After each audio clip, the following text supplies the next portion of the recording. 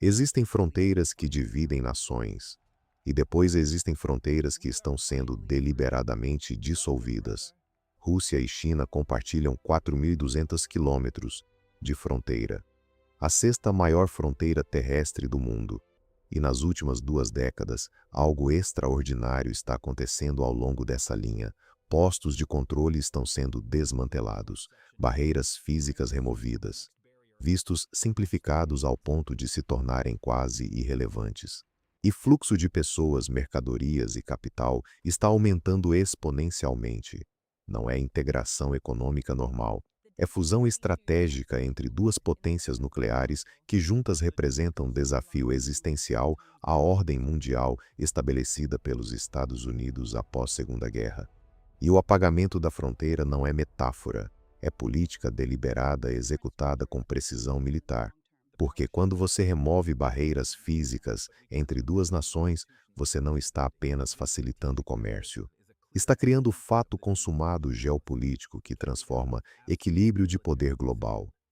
E se você quer entender como o apagamento de uma linha no mapa pode mudar destino de continentes inteiros, se inscreve no canal para não perder o que vem a seguir. A fronteira sino-russa tem história violenta.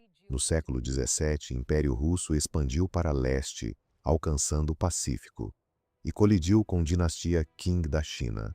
Tratado de Nerchinsk, em 1689, estabeleceu primeira demarcação formal, mas foi vaga, disputada, redesenhada múltiplas vezes através de séculos seguintes. No século XIX, quando China estava enfraquecida por guerras do ópio e rebeliões internas, Rússia aproveitou.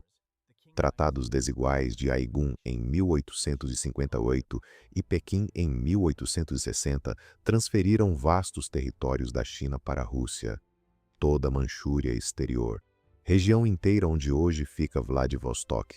China perdeu 1 milhão de quilômetros quadrados, e isso deixou cicatriz profunda na psique chinesa. Territórios perdidos, humilhação nacional. Durante o século seguinte, China não tinha capacidade de contestar. Estava ocupada com guerra civil, invasão japonesa, revolução comunista. Mas nunca esqueceu, e quando ambos países se tornaram comunistas, tensões não desapareceram, pelo contrário. Cisma sino-soviético dos anos 60 transformou antigos aliados em inimigos amargos. Disputa ideológica sobre qual interpretação de comunismo era correta, mas também disputa territorial. China reivindicava que tratados do século XIX eram ilegítimos. Rússia soviética se recusava a negociar. Em 1969, tensões explodiram. Ilha Zembal, chamada Damansky pelos russos, no rio Ussuri, pequena ilha fluvial disputada. Tropas chinesas emboscaram patrulha soviética, mataram dezenas. Soviéticos retaliaram com artilharia pesada e tanques. Centenas morreram em combates que duraram semanas, e quase escalou para a guerra nuclear. Soviéticos consideraram seriamente ataque nuclear preventivo contra instalações nucleares chinesas. Apenas pressão americana dissuadiu. Porque EUA, ironicamente, não queria ver China destruída mesmo sendo inimigo ideológico. Equilíbrio de terror da Guerra Fria era tripolar naquele momento. Mas conflito não resolveu nada. Fronteira permaneceu militarizada. Minas terrestres, cercas de arame farpado, torres de vigilância, milhões de soldados em ambos lados. Era uma das regiões mais tensas do planeta, e permaneceu assim por décadas.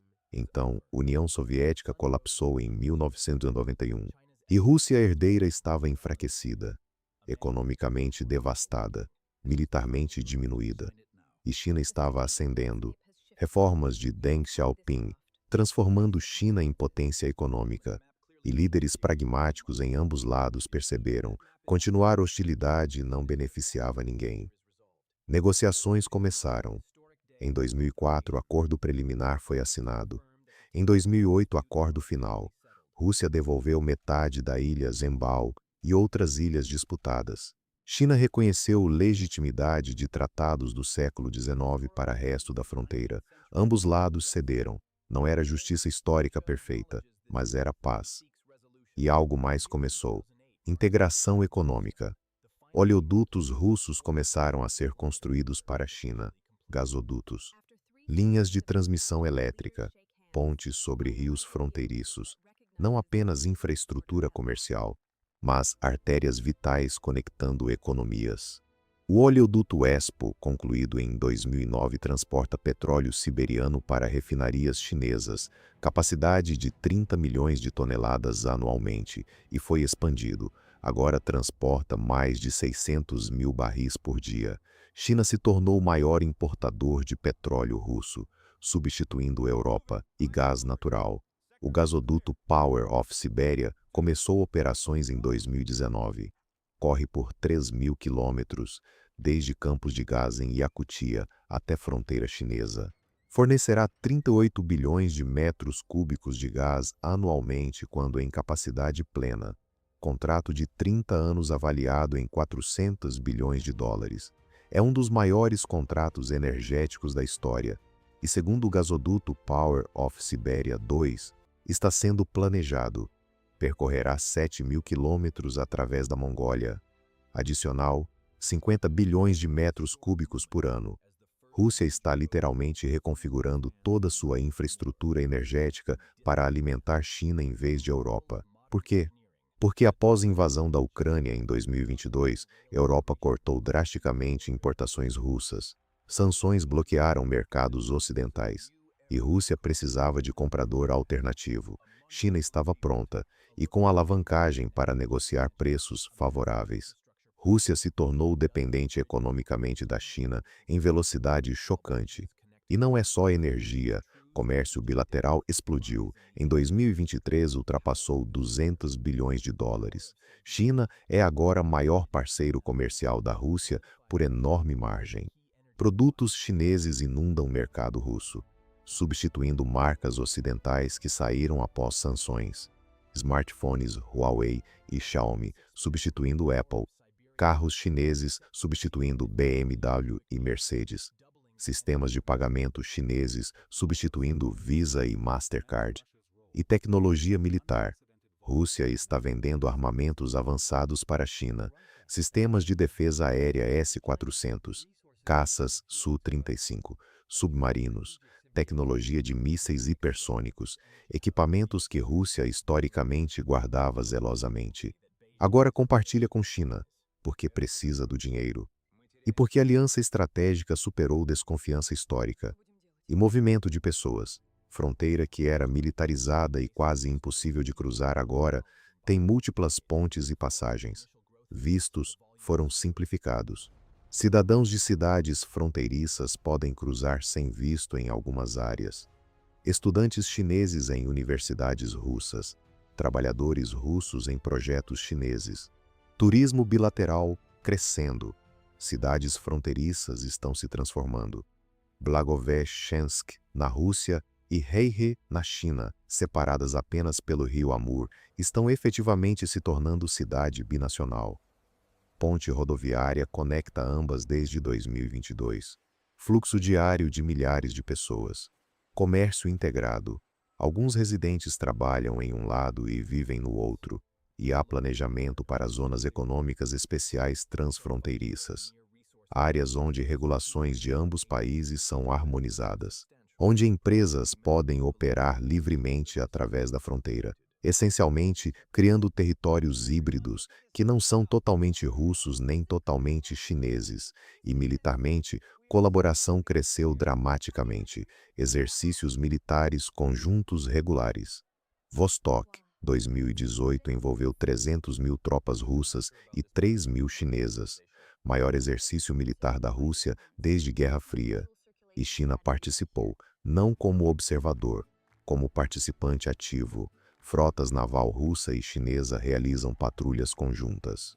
Pacífico, Oceano Índico, até Mediterrâneo. Projetando poder conjunto. Enviando mensagem clara, são aliados em tudo exceto nome. Porque aliança formal implicaria obrigações de defesa mútua. Ambos evitam isso, mas cooperação prática é profunda. E coordenação diplomática. Nas Nações Unidas, Rússia e China vetam resoluções que o outro se opõe. Bloqueiam sanções contra aliados mútuos como Coreia do Norte e Síria. forma um bloco de oposição consistente a políticas ocidentais. Não é ocasional, é estratégia coordenada e plataformas multilaterais alternativas. Organização de Cooperação de Xangai, BRICS, iniciativas que desafiam instituições dominadas pelo Ocidente como OTAN, FMI, Banco Mundial. Rússia e China são arquitetas dessas estruturas, tentando criar ordem internacional alternativa onde tem voz dominante. Então, fronteira física está sendo apagada, mas mais importante, barreiras estratégicas estão desaparecendo. Durante décadas, o Ocidente apostou que China e Rússia nunca formariam aliança duradoura, que desconfiança histórica prevaleceria, que interesses divergentes os manteriam separados. Essa aposta está se revelando errada, e implicações são profundas. Rússia tem recursos naturais imensos, energia, minerais, território, mas população pequena e economia relativamente fraca.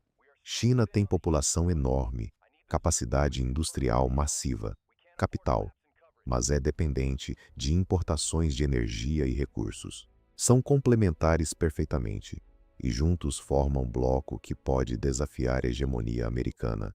PIB combinado ultrapassa 20 trilhões de dólares, populações somadas excedem 1,5 bilhão, arsenais nucleares combinados rivalizam com dos USA, e controle sobre a Eurásia, o coração geográfico do mundo, dá alavancagem estratégica imensa e estão construindo infraestrutura que torna a separação futura cada vez mais custosa. Oleodutos não podem ser facilmente redirecionados. Gasodutos representam investimentos de dezenas de bilhões que precisam décadas para amortizar.